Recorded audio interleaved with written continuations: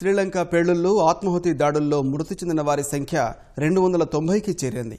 విదేశీయులు సహా గాయపడిన 500 మందికి ఆసుపత్రుల్లో చికిత్స కొనసాగుతోంది.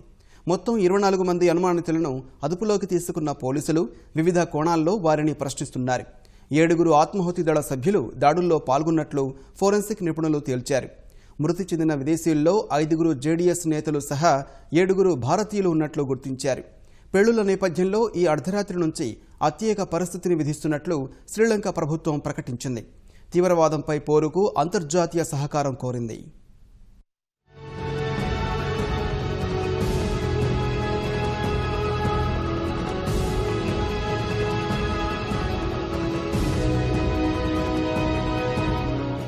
ముష్కర మూకల రక్తదాహానికి నెత్తుటేర్లు పారిన శ్రీలంకలో ఎటు చూసినా దయనీయమైన పరిస్థితులు కనిపిస్తున్నాయి. ఈస్టర్ పర్వదినాన చర్చిలు, హోటళ్లే లక్ష్యంగా ఉగ్రమూకలు సృష్టించిన మరణహోమంతో శిథిలమైన ప్రార్థనా మందిరాలు, దెబ్బతిన్న హోటళ్లలో సహాయక చర్యలు కొనసాగుతున్నాయి. నిన్ననే 215 మంది దుర్మరణం చెందగా వివిధ ఆసుపత్రుల్లో చికిత్స పొందుతూ ఇవాళ పదుల సంఖ్యలో ప్రజలు ప్రాణాలు విడిచారు. మరెందరో అభాగ్యులు ఆసుపత్రుల్లో మృత్యువుతో పోరాడుతున్నారు. మరోవైపు ఇవాళ సెయింట్ ఆంథోనీ చర్చి వద్ద నిర్వీర్యం చేసే క్రమంలో మరో బాంబు పేలింది.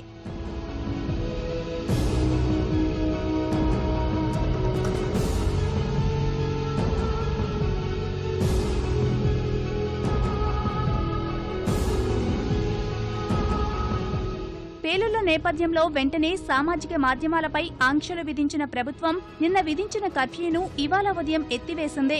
రాత్రుళ్లు కర్ఫ్యూ విధించనున్నట్లు ప్రకటించింది. రాత్రి 8 గంటల నుంచి తెల్లవారుజామున 4 గంటల వరకు కర్ఫ్యూ అమల్లో ఉంటుందని తెలిపింది.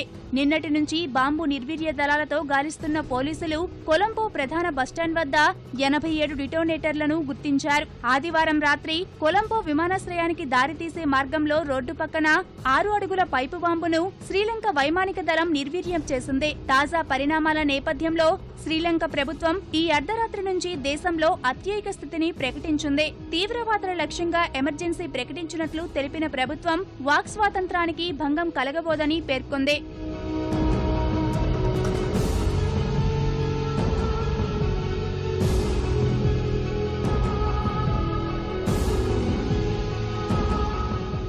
పోలీసులు మొత్తం 24 మంది అనుమానితులను అదుపులోకి తీసుకుని ప్రశ్నిస్తున్నారు. కొలంబో సమీపంలోని పనదురాలో తీవ్రవాదులు దాదాపు 3 నెలల పాటు బస చేశారని పోలీసులు గుర్తించారు. అరెస్టు చేసిన వారంతా ముస్లిం మైనార్టీ వర్గానికి చెందిన వారేనన్న శ్రీలంక పోలీసులు వారి వివరాలను వెల్లడించేందుకు నిరాకరించారు. 3 హోటళ్లలో విధ్వంసానికి పేలుడు పదార్థాలు తీసుకెళ్లిన వ్యాన్ డ్రైవర్ సైతం ముస్లిమేనని వెల్లడించారు. ఆత్మాహుతి దాడికి పాల్పడిన వారు కూడా శ్రీలంకకు చెందిన వారేనని చెప్పారు.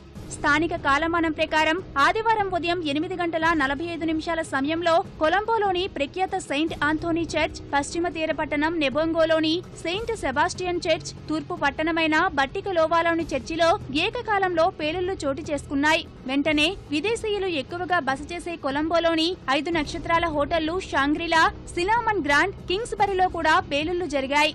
ఒక్క సెబాస్టియన్ చర్చిలోనే 104 మంది చనిపోగా బట్టికలోవ చర్చిలో భారీ సంఖ్యలో ముక్కుపచ్చలారని చిన్నారులు ముష్కరుల నెత్తుటి క్రీడకు బలైపోయారు.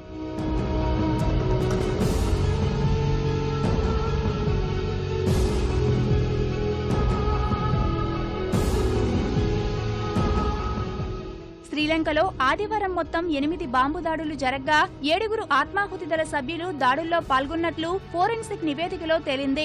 ఈ దాడుల్లో మృతి చెందిన విదేశీయుల్లో భారతీయులు కూడా ఉన్నట్లు శ్రీలంక పోలీసుల ప్రతినిధి రువాన్ గుణశేఖర్ తెలిపారు. వారిలో 4 కొలంబో నేషనల్ ఆసుపత్రిలో మృతి చెందినట్లు తెలిపిన ఆయన వారిలో షాంగ్రిలా హోటల్ పేలుళ్లలో గాయపడి తుదిశ్వాస విడిచిన 2 మృతదేహాలు తదుపరి విచారణ నిమిత్తం పంపినట్లు చెప్పారు. మృతి చెందిన భారతీయుల్లో లక్ష్మి, నారాయణ చంద్రశేఖర్, రమేష్, కేజీ హనుమంతరాయప్ప, ఎం రంగప్ప ఉన్నట్లు భారత విదేశాంగ మంత్రి సుష్మా స్వరాజ్ తెలిపారు. కేరళకు చెందిన పిఎస్ రసీనా కూడా మృతి చెందినట్లు కేరళ ముఖ్యమంత్రి ట్వీట్ చేశారు. లంకలో గాయపడిన వారి భారతీయుల వివరాలు సేకరిస్తున్నట్లు వివరించారు.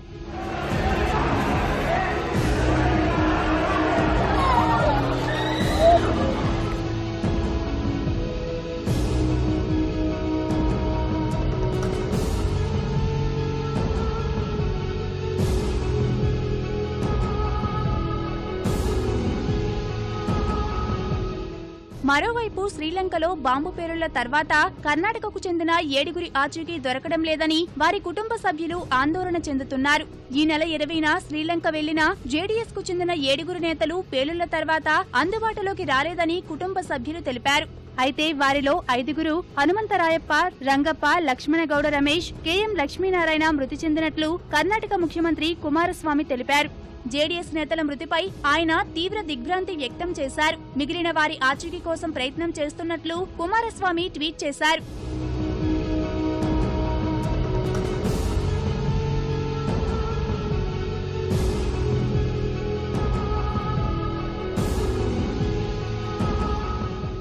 గతంలో ప్రత్యేక తమిళ దేశం కోసం ఎల్టీటీఈ ఈ తరహా దాడులను చేపట్టినప్పటికీ 2009లో ఆ సంస్థ అధినేత ప్రభాకరన్ ను సైన్యం హతమార్చిన తర్వాత అది పూర్తిగా అంతమైందే.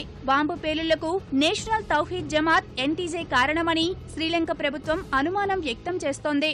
Organization is National Tawfiq Jamaat.